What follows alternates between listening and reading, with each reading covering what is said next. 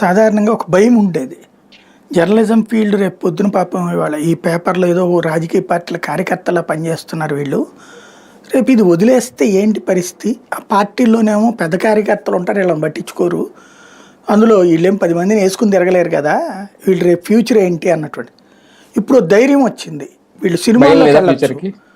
ఇప్పుడు అదే. ఓటీటీ ప్లాట్‌ఫారాలు వస్తున్నాయి, సినిమాలు వస్తున్నాయి. అవును. చిన్న సినిమాలు కూడా వస్తున్నాయి కాబట్టి, ఆ వెబ్ సిరీస్ రాసుకోవడము, ఓటీటీ ప్లాట్‌ఫారాలో సినిమాలు తీసుకోవడానికి పనికొస్తారు. స్క్రీన్ ప్లే చక్కగా రాస్తున్నారనమాట. అవును. చక్కటి స్క్రీన్ ప్లే. అంటే సినిమా సాధారణమైన రైటర్స్‌కి ప్రజలైతే గనక కొదవలేదేమో. వెర్రి వెధవల్లాగా వీళ్ళకి పడిపోవడమే.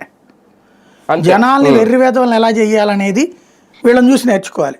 ఇప్పుడు చిన్న ఎగ్జాంపుల్ నిన్న అమ్మాయి గుడివాడలో హారిక మీద దాడి జరిగింది. అవును.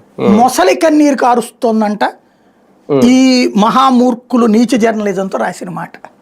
అదే. మొసలి అవును. కన్నీరు ఏంటి అంటే తన మీద ఆ ప్రశాంతి రెడ్డికి మాట్లాడితేనేమో ప్రశాంత్ రెడ్డి విషయంలో నల్లపరెడ్డి మాట్లాడితేనేమో తప్పు, అవును. ప్రశాంత్ రెడ్డి బాధపడ్డట్టు.